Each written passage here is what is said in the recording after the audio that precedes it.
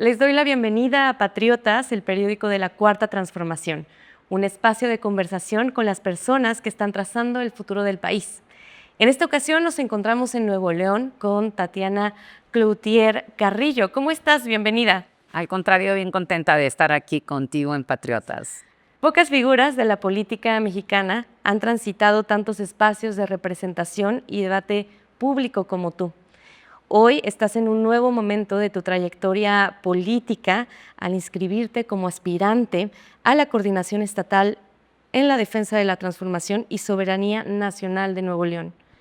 Antes de hablar de coyuntura, me gustaría hablar de ti. Vienes de una familia ligada a la política y por tu cuenta has construido tu propio camino. ¿Cómo defines hoy a la mujer y a la política que eres hoy día? Pues mira, te cuento, quienes dicen vienes como de una familia ligada a la política. Prácticamente vengo de una familia comprometida con el quehacer positivo en su sociedad. Y entonces ahí es donde lo ligamos, porque normalmente cuando pensamos política, la gente lo quiere asociar a cuestiones de vida partidista. Y te diría que tanto mi padre como mi madre fueron personas muy comprometidas con la sociedad.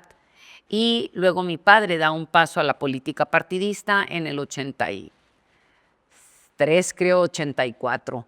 Y algo que crecimos en casa, pero de toda la vida, fue el cómo involucrarte en lo que te tocaba para que las cosas estuvieran mejor. Llámese, enfrente de la casa había una iglesia, había un parque, cómo participar en la kermés porque iba a sacar dinero para que a la iglesia le fuera mejor, no a la parroquia. Había un colegio, en la escuela a la que íbamos, había kermeses en la escuela para recoger dinero, para levantar dinero, para poder pavimentar el jardín el campo de lo que terminó siendo la cancha de básquetbol de la escuela. Había un problema antes, pues el Telmex, Teléfonos de México, no era de México, bueno, sí era de México, y tenía un servicio precario, y en el servicio precario, bueno, cuando se iba el problema de el teléfono, pues ir a reclamar, hacer que las cosas a las que tenías derecho sucedieran. Y entonces en ese sentido fui creciendo en una familia involucrada en lo que creías y pedir, exigir, demandar o hacer que las cosas sucedieran como quisieras que sucedieran. Y aquí mi padre le pone una palabra muy interesante, él llamaba dejar de ser habitante para convertirte en ciudadano. Y esa es parte de lo que creo que nos lleva o me lleva como familia o me lleva como persona a involucrarme cada día más en el quehacer público. Tú misma te defines como ciudadana 24/7. Así es. ¿A qué te refieres con esto? Es de todas las cosas. Imagínate tú que cada ciudadano se hiciera un ciudadano de tiempo completo. ¿Qué sería esto y cómo tendríamos una ciudad mejor? Es decir, si yo voy por la calle, no funciona una luminaria, la reporto a donde se tiene que, el municipio donde tiene. Y ahora es más fácil porque tenemos mucha tecnología. Lo reportas al chatbot que tiene ese municipio y dices, no está funcionando la luminaria tal, ¿no? Si vas caminando, ves basura tirada, pues ¿qué te cuesta agacharte y recogerla? O si traes basura, ¿por qué la tirarías y por qué no la llevas a su lugar? Si la basura no ha llegado a recoger y le toca cada tercer día, pues hay que hablar a decir, no ha venido la basura. Voy en el carro y veo un incendio, marco al 911. Me toca el otro día, venía en el carro, me toca un pleito con una pareja al lado, el hombre como amenazando a la mujer queriendo abrir la puerta. Me le cierro y le pregunto así como que ¿requieres algo? El hombre la baja, me paro y le digo, ¿necesitas raite? No, me dijo, ya viene alguien por mí, ya hablé a mi casa. Entonces, ¿cómo involucrarte en lo que te toca? Claro. Y en ese sentido, dirías, aparte de involucrarte en estas cuestiones públicas, ¿no? ¿Qué otra cosa podrías mencionar que aprendiste de tu papá, de Manuel Cloutier? ¿Qué aprendí de mi papá? De mi papá aprendí enormemente el amor a México. Un amor entrañable a México. Otra frase que tenía, haz el bien sin mirar a quién. Es decir, que las cosas sucedan, no importa quién las haga. mucho se da en la vida pública, que dicen, no, es que lo hizo alguien o lo empezó no sé quién y ya no. A mí qué me importa, a mí lo que quiero es que se haga. Y si el hecho de que yo lo ponga en la mesa va a hacer que lo haga Juan o Pedro, no me importa. Que se haga, aunque digan, no te vas a llevar el crédito. No estamos hablando de créditos, estamos hablando, fíjate, me voy al fútbol. Me voy al fútbol, imagínate en los juegos que hemos tenido de nuestro país, uno de los jugadores no se la pase a otro porque ya está listo para meter el gol. O lo meto yo o no lo meto o no lo mete nadie. Y creo que eso es lo que aprendí de mi papá. Hay que hacer que las cosas sucedan, hay que hacer que se hagan, no importa quién las haga. Él hablaba de ciudadanía, de democracia, combate al autoritarismo. ¿Sientes que ese partido, el PAN, el que él ayudó a construir, sigue representando esos ideales? ¿Tomó algún camino distinto? Fíjate, el PAN se funda creo que en 1929, si no mal recuerdo. Mi padre se involucra en 1983 o 84 y algo que lo fortalece, o sea, le da un empuje a otro nivel. Sin embargo, de ese PAN que hablamos, de ese PAN, de esos principios que Acción Nacional tenía en su formación, no queda nada. Yo no sé, yo renuncié ahí hace muchísimos años, en el 2005, ya pues 21. Yo no sé si existen todavía cursos de formación, porque si existen, no sé quién los toma, porque no tienen ni la menor idea sus candidatas, sus candidatos en sus momentos. Pienso un poco en la elección pasada de Xóchitl. Jamás oí que Xóchitl hablara de algo que tuviera que ver con Acción Nacional. En ese sentido, es a través de esta pérdida de valores que tú decides de alguna forma militar en Morena, o claro, ¿cómo llegas de esa formación política a Morena? Bueno, primero era miembro del Consejo Consultivo, el cual me pidieron retirarme para poder entrar en esta contienda, para que no se vea ningún tipo de favoritismo, ni mucho menos en ningún sesgo. Entonces, esa es la parte en donde es mi acercamiento. Pero ¿cómo entré yo al movimiento? ¿Cómo me acerco al movimiento? Me acerco con Andrés Manuel. Me acerco con Andrés Manuel en el 2011, finales de 2011, ya encaminado él en la candidatura del 2012, y empiezo a promoverlo, si esa fuese la palabra, para abrir puertas en sectores a los que tradicionalmente no hubiese tenido el oído abierto a escucharlo, tanto a él como a Beatriz, su esposa. Ahora que eres aspirante a la coordinación estatal por Morena, ¿cómo defines esta responsabilidad?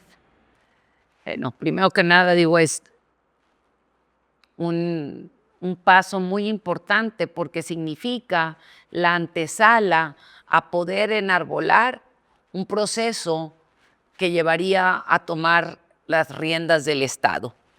Entonces es muy importante, pero también significa el poder trabajar en unificar, y voy a decir no unificar como todos pensar igual, sino en unir, mejor dicho, en unir a los compañeros y compañeras, no solamente que están en la contienda, sino que militan dentro del movimiento a lo largo y a lo ancho del Estado, pero también de quienes no. Porque si no, una campaña no se gana solamente con los internos. Una campaña en su momento, en el proceso propiamente, se logra a partir de lo que logres unir. Y lo vimos una vez más con el partido de estos días. El partido de fútbol te muestra que cuando la sociedad, bueno, voy a hablar aquí en dos términos, cuando la sociedad tiene un pretexto para unirse, como lo fue el amor a México, el cariño, el sentirte mexicano, vibra a otra frecuencia. Y si lo hablamos dentro de los jugadores propiamente, los jugadores entendieron la importancia que era de hacer equipo y entonces la bola vibraba hacia con ellos. Y así creo que esto es lo que hay que hacer una vez que se logra una coordinación, poder hacer que el resto de los compañeros y las compañeras vibren al son de una unificación de proyecto en favor del Estado, del país y enarbolando o encabezando el proyecto de nuestra presidenta. ¿Cómo pensarías construir la unidad de este movimiento si obtuvieras esa coordinación? ¿Te Los gustaría? proyectos unen. Si hay proyecto, y creo que lo hay ahorita digo, todavía no está el del Estado delimitado con puntos y comas, pero está el proyecto muy claro, cómo traer o cómo se vería o qué sería traer a Nuevo León el segundo piso de la 4T, ¿no? Y aquí estamos hablando, Nuevo León es uno de los estados con un ingreso per cápita más grande de todo el país, y en esta parte siguen o están presentes desigualdades importantes. Tenemos el área conurbada, la parte rural o la parte alejada del área metropolitana, que no ha tenido las ventajas que tiene el área metropolitana. Tienes en Nuevo León ciudadanos de primera, de segunda y de tercera. De tercera me voy a los que están en las áreas más alejadas, porque tienen alejada la salud, tienen alejados los niveles educativos mejores, tienen alejados cierto tipo de infraestructura que les permitiría tener mejores condiciones de vida cotidiana. De segunda, porque ya en el área metropolitana unos tienen servicios de agua 24 horas, en García, por ejemplo, la tienen 71 colonias que no tienen ese servicio.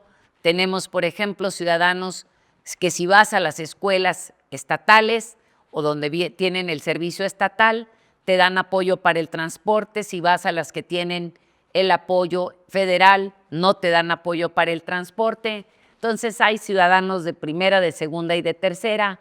Y con la 4T, ¿cómo se vería esto, este segundo piso, donde tendría ciudadanos de primera en todos los niveles?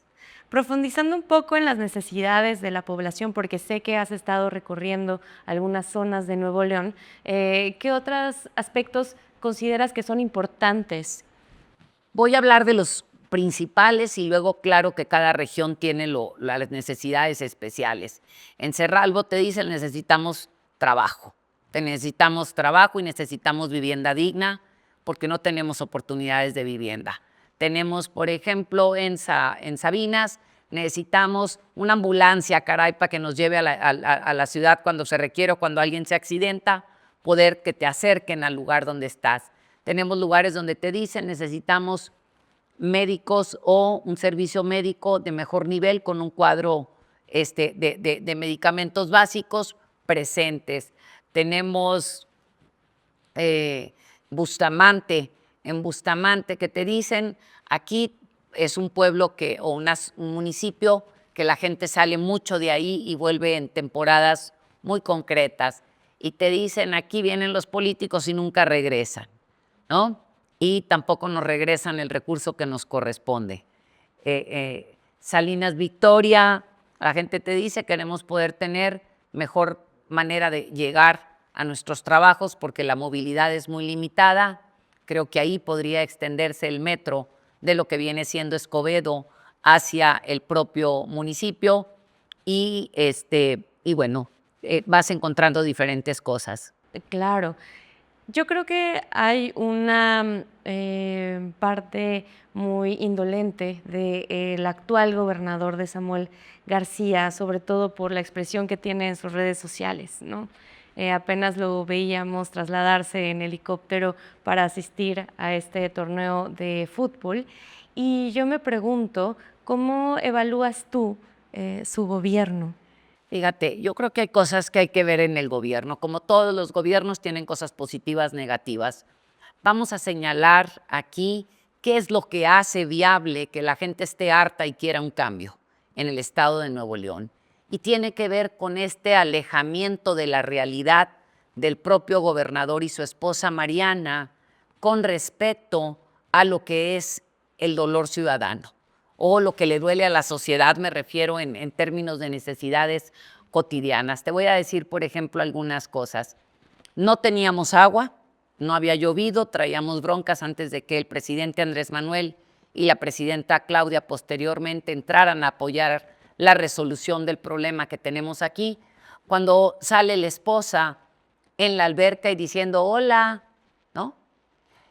Luego tenemos una situación también en donde él dice, voy a tomarme, no me hablen, no me busquen, voy a entrar en modo party y teniendo 71 colonias en García sin agua, él decide no atenderlos y regalar cerveza y camisetas naranjas para partidizar una cosa tan bella como es el deporte.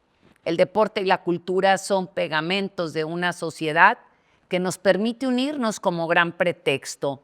Y él lo que hizo es dividir con entregar y ponerle un tono y un color y tomar partido en un partido, vaya la redundancia, pero tomar una postura partidista que le salió el tiro por la culata. Pero también no atender, o sea, es que bueno que tengamos una manera de recibir a todos los turistas que vienen y vinieron a este mundial, que vinieron a mover la economía y a muchas cosas más. Sin embargo, tú no puedes decir que tienes colonias donde las tapas para que no se vean porque están en una desventaja económica y que por otro lado vas y recibes a unos ciudadanos que vienen de Holanda en un helicóptero. Vaya, pero el problema no es él. El problema es que tú que nos ves y nos escuchas, tú que ves lo que hace, te parezca simpático las payasadas que hace y apoyes esas payasadas sin entender que tus impuestos son los que están siendo utilizados para apoyar cosas que no son de interés de la sociedad en general. Si Morena ha hecho del combate al nepotismo una de sus banderas, ¿qué opinión te merece que la esposa del actual gobernador aspire a sucederlo al cargo? Fíjate, voy a entrar en una antesala porque es un modus operandi del gobierno del estado. Antes de que hablemos de la esposa del gobernador y el gobernador, te voy a contar, en el municipio de Juárez, Nuevo León, no sé si es Arriata o Arrieta, no sé, pero el que era alcalde, que gana la elección, se sale porque viene a ayudar al gobernador a otro puesto. Es decir, deja a sus votantes y se va, ni siquiera habiendo pasado el año y medio completo, la mitad de su periodo. Y entonces el Cabildo y el Congreso deciden, y lo pongo entre comillas, que su esposa sea la que se quede. Entonces hay un modus operandi de que las esposas, las Juanitas de las que hemos venido hablando, sean las que toman los lugares secundarios. Y repito, qué maravilla que más mujeres participemos en la vida pública. Las esposas, tanto la de Juárez como la de Samuel, tienen todo el derecho de participar a mérito propio, no a mérito de ser designadas solo por ser la pareja de, ¿no? Y lo pongo esto y no lo hablo en sentido peyorativo ni porque no tenían ningún mérito propio.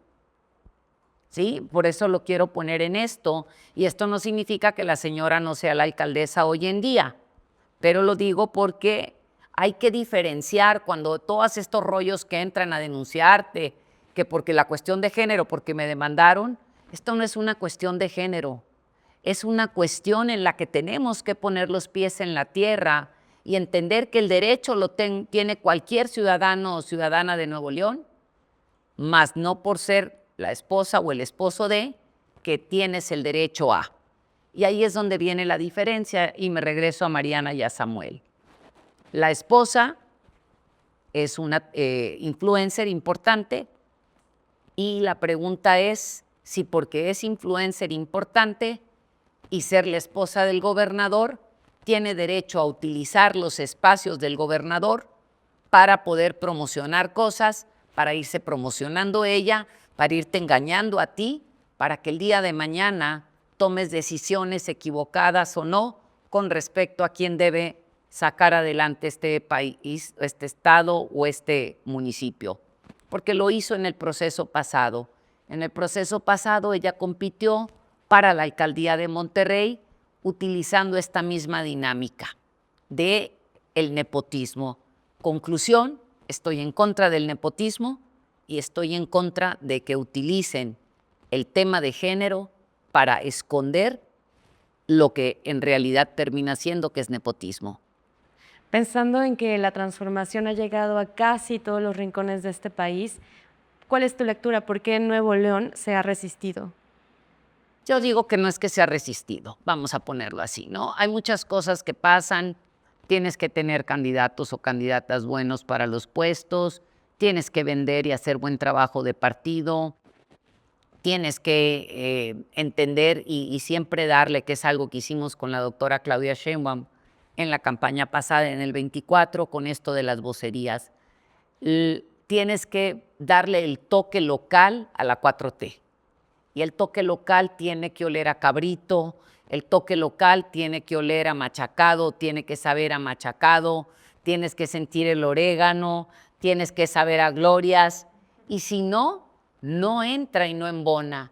¿Cómo puedes decir de forma distinta que sea escuchada aquí una cosa igual? Vamos a hablar si empiezas a decir, es que la desigualdad. No, aquí es muy fácil, ¿sí? Tenemos un gran promotor, el fundador de las grandes empresas y de los grandes emporiums aquí en Nuevo León, fue ni más ni menos que un empresario, don Eugenio Garzazada, que don Eugenio Garzazada, antes de que estuviera en la ley, le empezó a dar a su gente la vivienda y la seguridad social. Entonces, es lo mismo, pero no es igual. Entonces, ¿quién lo dice? ¿Cómo lo dices? Es como tenemos que atender el escuchar de nuestra población. Aunado a eso, pues Nuevo León ha sido un estado donde normalmente sobresalen, históricamente sobresalen estos liderazgos masculinos. ¿Qué representaría que una mujer pudiera encabezar este gobierno? Bueno, primero que nada hemos tenido alcaldesas y bueno, importantes puedo decir. En San Pedro Garza García ha habido 2, en Santa Catarina ha habido 2, en Monterrey ha habido 1, en Guadalupe ha habido 1, 2 veces, en Escobedo ha habido 1, 3 veces y 1, fíjate, en Apodaca no ha habido mujer, en San Nicolás no ha habido mujer. Pues creo que es en los únicos donde no ha habido mujer del área metropolitana. ¿A dónde voy con esto? Si tú pones al electorado frente a opciones viables, confiables, con conocimiento, competitivas, con honradez y todo lo demás, se puede hacer. O la cosa es, si tú le mientes a la población o le enseñas tareas a medias, o te has transformado desde lo que fuiste antes a quien eres hoy, la gente lo huele y la gente lo sabe y la gente le gusta elegir entre mejores y no le gusta elegir entre resacas. Desde Morena se ha denunciado que existe una campaña impulsada por ciertos sectores de la derecha nacional y también internacional para desacreditar a este movimiento.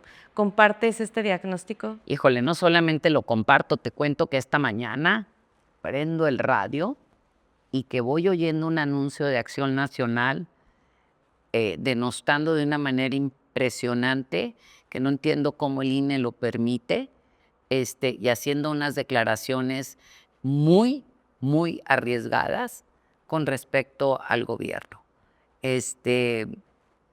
No es esto un punto, es decir, una cosa es criticar, señalar, pedir investigaciones, etcétera, hacer una promoción con un hecho como que fuera. Y creo que esa es parte de las campañas de las que estás hablando, ¿sí? Y luego lo hemos visto, es tú, como decía Andrés Manuel, tú avienta, ¿no? Algo que como quiera, si no mancha tizna. Y creo que eso es lo que ha venido pasando, van dejando estas huellas. Hoy en la mañana caminaba por una comunidad, me encuentro a un señor y me dijo, es que todos son iguales. Esa es como la esperanza de que pase y suceda eso, porque no han tenido propuesta para llegar, porque perdieron el rumbo, porque perdieron lo que quieren, porque no saben qué quieren. Y ante esto lo que han recurrido y lo que han hecho, imagínate tú nomás, Alito, caray, Moreira. O sea, son los liderazgos del PRI. En el PAN no tengo idea quién los tenga ahorita. Digo, si tienes perfiles buenos de algunos gobernadores, gobernadoras, pero el presidente del PAN, por favor, ¿quién es? Por ejemplo, aquí en Nuevo León, pues también nadie sabe ni quién es.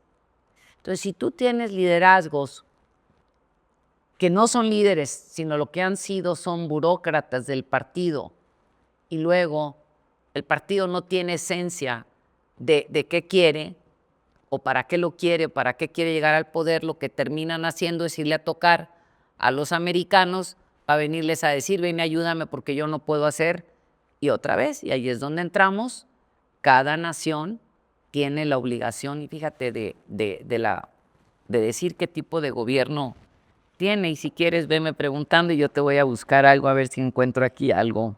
Sí, porque claro, en ese sentido, el propio partido y el gobierno pues tiene ciertos retos políticos y de comunicación, ¿no? Para de alguna forma defender al proyecto, al gobierno, ¿no? Y lo que se ha construido a través de todos estos años. Así es, fíjate, te voy a decir, este libro es un libro que se llama Palabra de Cloutier. Son artículos de mi papá, que escribía él en un periódico a nivel nacional todos los miércoles, y nosotros nos dimos a la tarea de juntarlos todos, hacer un compendio de los mismos, y sacamos 3 tomos que se llaman Palabra de Cloutier. Voy a sacar, o sea, no es la interpretación de nadie, son los artículos que él escribió. Y este habla modernización con humanismo solidario. Así se llama el título de esto. No basta con que el presidente quiera hacer cosas positivas y por su voluntad se implementen. Es preciso que el presidente obedezca lo que el pueblo manda por medio del voto. Por aquel, luego dice, no basta con que la prensa internacional y los gobiernos extranjeros aplaudan lo que hacemos en México, porque no son fuentes de legitimidad. Es preciso que seamos los mexicanos los que de común acuerdo democrático tomemos nuestras decisiones y estemos satisfechos de nuestros logros como nación. Creo que ya te respondí muchas cosas, ¿no?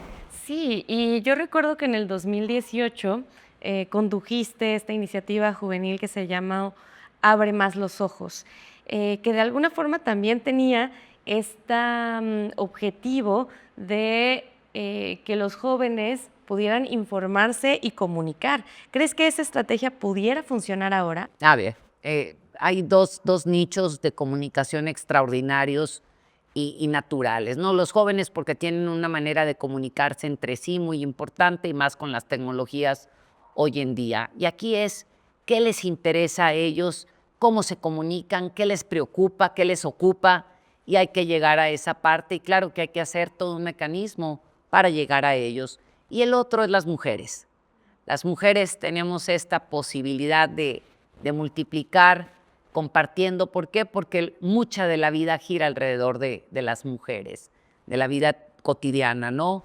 Desde en la familia, desde en las vecindades, ¿no? Entonces, es una manera muy importante de poder llegar a ellas para que el mensaje se multiplique. Ahora mismo pienso en Tejedoras de la Patria. Así es, así es. Aquí en Nuevo León, cómo se han tejido esas relaciones. No sé si tengas algún conocimiento de cómo No tengo, funciona. pero te puedo decir que cuando hago los recorridos estoy segura que se han tejido. Después de 8 años del gobierno federal, Morena ya no podría presentarse únicamente como un movimiento de oposición, ¿no? ¿Cuáles consideras que son los principales retos de un partido que ahora tiene esa responsabilidad de gobernar? Morena tiene muchos retos importantes y varios de ellos tienen que ver con, en donde ya gobierna, que no es el caso de Nuevo León, poder haber dado resultados, porque la gente te va a evaluar, ya no te alcanza a hablar de lo que se haría, ya tienes que haber dado resultados. Y yo tomo de esto los resultados que ha dado la presidenta, ¿sí? Todo el tema desde con Andrés Manuel, todo el tema de la reforma laboral.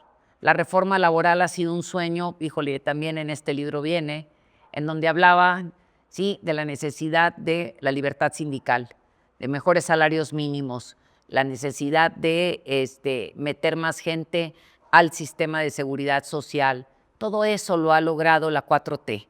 Entonces a ver, aquí está esto, no estoy hablando nomás así sino aquí está esto latente. ¿Cómo se vería un poco de la 4T en Nuevo León? tema transporte público. El transporte público lo tiene el gobierno a través, o sea, es un juego con los concesionarios, pero que al final de cuentas lo administra y les paga, pero de una manera oscura. Entonces hay que decir, a ver, ¿el transporte público va a ser subsidiado o no? ¿Y cómo vamos a hacerle para que pierda menos y que los jóvenes puedan tener un transporte público para que no dejen de ir a la escuela por una necesidad de esta naturaleza? Abierto, universal y cuidando el recurso público siempre, ¿no? Pero no como lo tienen ahorita, que cuando les conviene lo liberan el sábado, el domingo, porque viene un proceso electoral, lo vuelven a liberar y que nos traen hechos unos brutos a todos y que tenemos, por ejemplo, una falta de 2.200 camiones que no han llegado de China, que ya se pagaron. Eso no se vería con la 4T, ¿no? Hablo en otro tema también, el tema de la salud emocional, la salud básica, que ahorita he empezado con este programa de salud casa por casa de la presidenta, en donde es la parte preventiva. Me toca mucho ver gente que ha perdido vista, que ha perdido piernas, que ha perdido brazo por temas de azúcar. Esta parte de todo el movimiento que tiene que venir para que nos aprendamos a cuidar, a comer más saludable, la importancia que tiene hacer ejercicio. Hay gente que me pide una silla de ruedas y le digo, si todavía puede usar andador, vamos por el andador. El día que tú ya te vas a la silla de ruedas, ya no vas a caminar. No te vas a obligar a moverte si todavía lo puedes hacer, ¿verdad? Entonces hay mucho que hacer en ese campo de la salud y la doctora tiene claramente todo el tema de la prevención.